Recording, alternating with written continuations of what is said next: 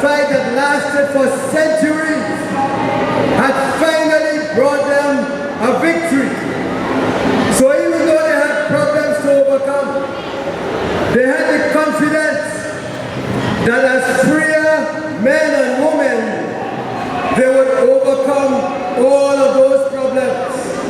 So on Emancipation Day, despite all the problems they had, they knew that was a time to celebrate, to remember those who had fought for their release.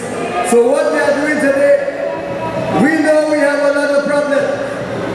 In recent weeks, if we just take recent weeks, we hear so much about what has taken place at St. Michael's. Disgraceful for any society. We see our brothers and sisters, particularly our brothers. The body count keeps rising as we kill each other over what? And then what is the response of those in authority? There's no response so far that tries to understand the problem. What is the source of the problem that has our young men killing each other the way they are killing each other? But we are not trying to get to the source of the problem. We are not even trying to identify the individuals, whether in the communities or those who supply the guns, those who supply the drugs, who are part of the source of the problem. We are not trying to identify them. There are no raids in Goodwood Park. All the raids are in Laventy, East Dry River, Beetham, Mova, and more is to come. Because all the language we hear, it is not a language of understanding. It is not a language of seeing a problem, trying to diagnose the problem, and trying to solve the problem based on what we understand the problem to be. The language is one of war, and since we cannot identify the people who may be misbehaving, we identify whole communities, and whole communities are made to suffer as a result of that kind of attitude. People who are already suffering from stigma, people who are already suffering because they feel that they are scorned by those of us who live outside of those targeted communities. We are now talking about bringing in armored vehicles in order to go inside there and do what? Those are vehicles for war. And this is not Afghanistan. We are not living in Ukraine. But our human rights values as a society are slipping. And too many ordinary people, too many of us, because of our own insecurities, however understandable they may be, but we are so worried for our own selves that we are prepared to give the armed forces of the state our endorsement to go into those communities as though the people who live there are not real human beings. And that is something we have to put a stop to. And those behaviors are extended beyond our shores, in that some people come here seeking a better life.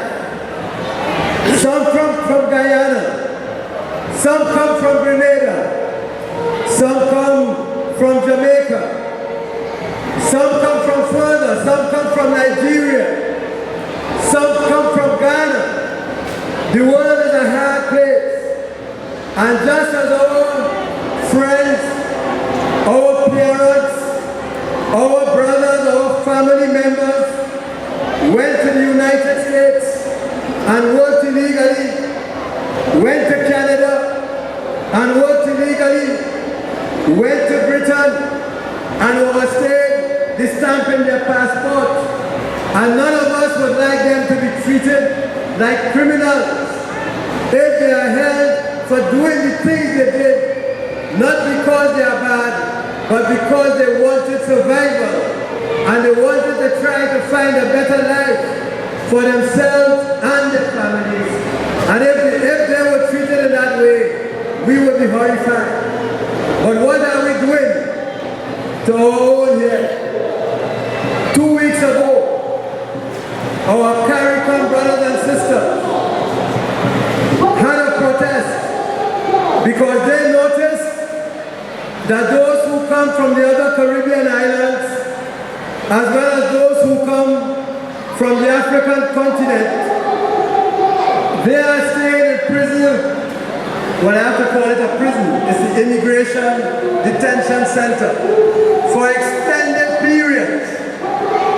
And while they are staying there, they see other people from different countries outside of CARICOM who do not look like them are being brought in one day and being let out the next, or being brought in one day and let out the next week.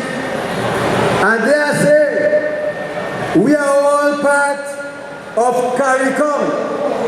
How can we, as part of CARICOM, in the case of the Jamaicans and the Grenadians and the Guyanese and all of that, the Vincentians, how can they keep us locked up for months at a time?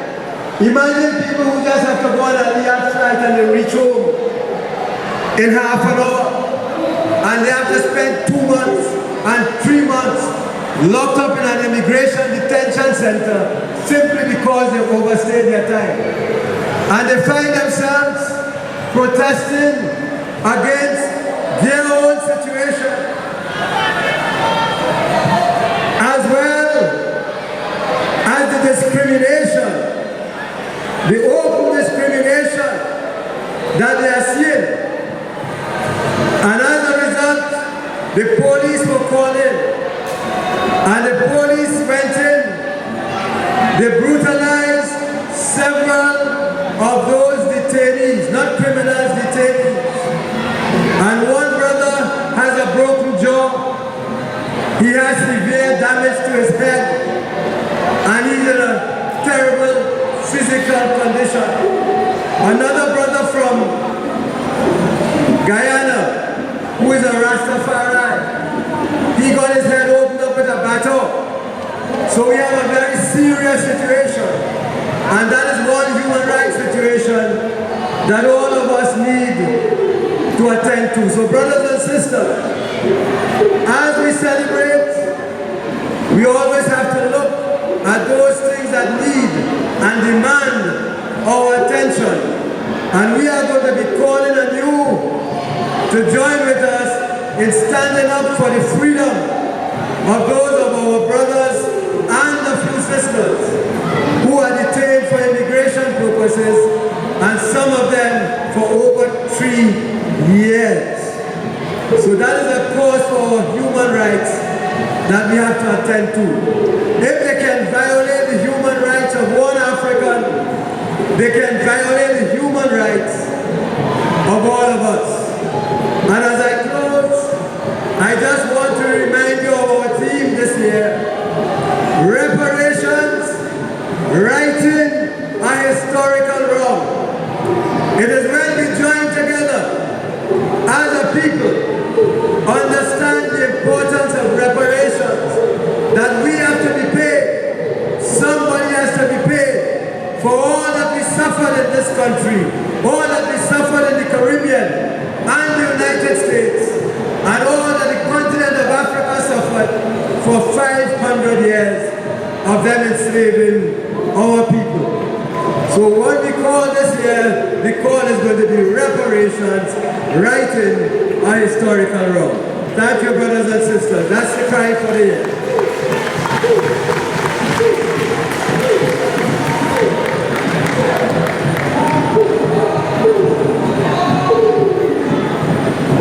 I have 2 questions to ask.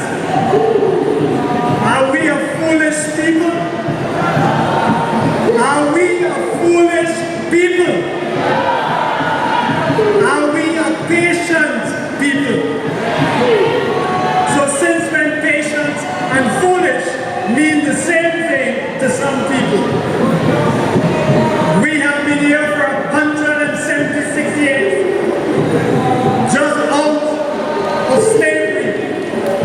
We will not accept any more injustice in this land for those of us who want to talk and look and be African. We will not accept it. And we are putting you on notice.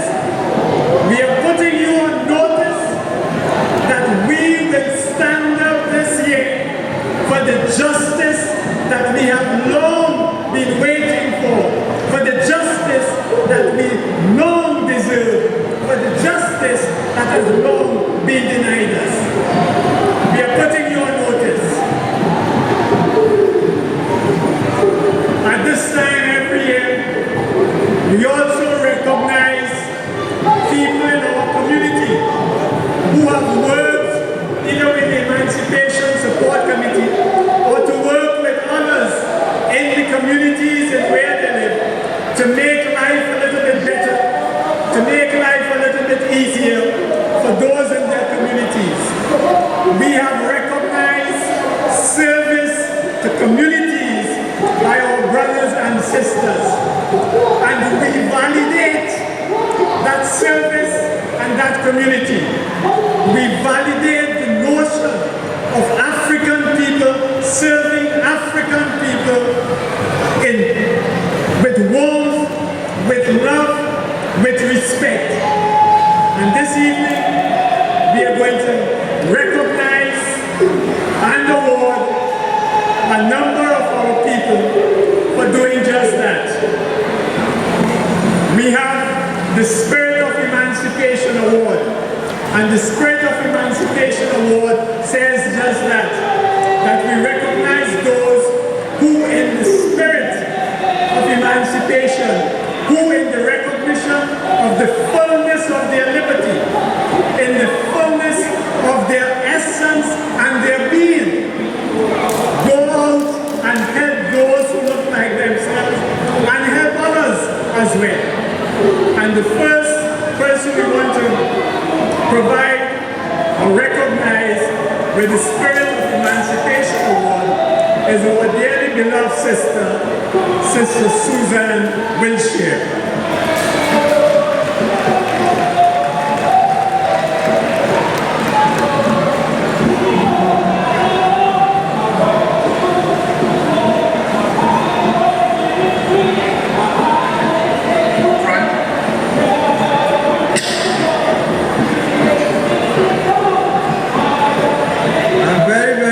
To present this Spirit of Emancipation Award to Ms. Susan Wilshire, who for as long as I can remember has volunteered and worked tirelessly to help to bring off the Emancipation commemoration. Thank you.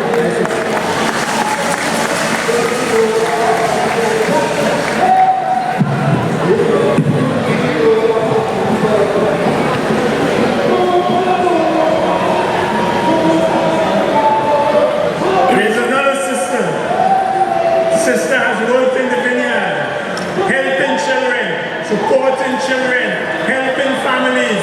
Wherever there is a problem in our community, our sister is there to provide assistance in whatever way she can. We want to recognize our dear sister, Irene Mapp, from the Spirit of Emancipation Award.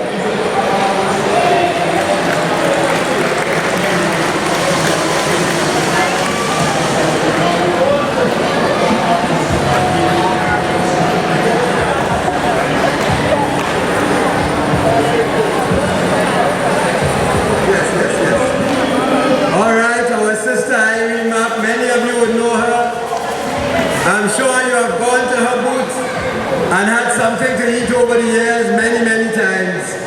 And we thought that the way she has been faithful to us at the Emancipation Village, she needs to be recognized. And we therefore present her with the Spirit of Emancipation Award. Very pleased to present her.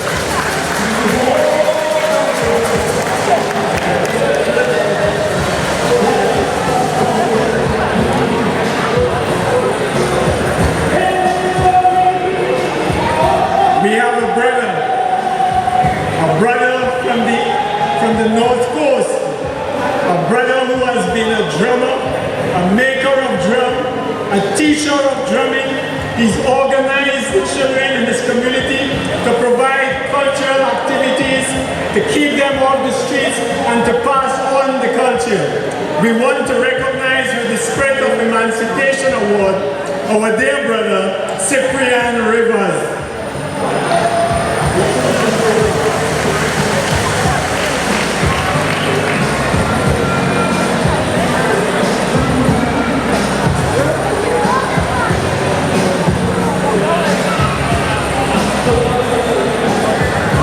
It is my pleasure to present this award to Brother Rivers.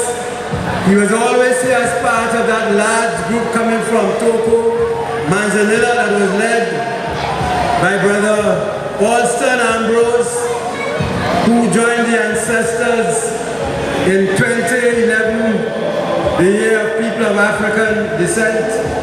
Brother Rivers has continued to be faithful to the cause. He's a drummer, a teacher of drumming, a maker of drums. I now present the Spirit of Emancipation Award to Brother Rivers.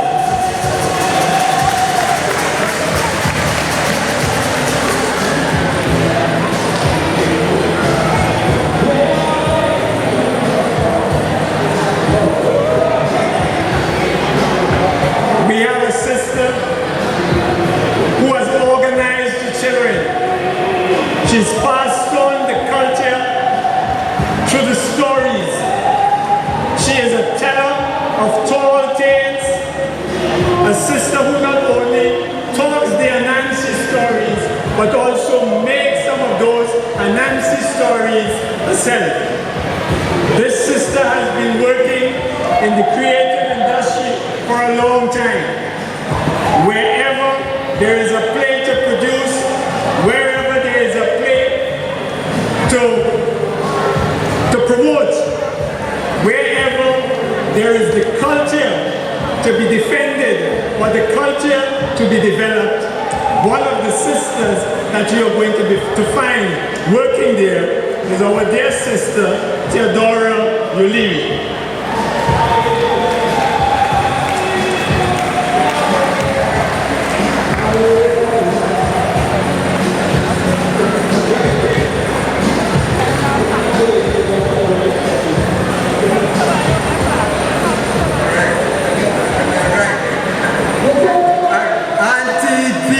You all know Auntie Tia, right?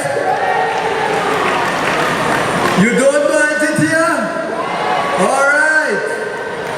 So I present this on behalf of all of those who know Auntie Tia and all of those who don't know and will make it their business to know, because she has been such a cultural icon in this society, has done so much work with the children, and does it every youth day for emancipation every day as well. But she's active all through the year, educating our children through culture. Auntie Tia, my pleasure to present.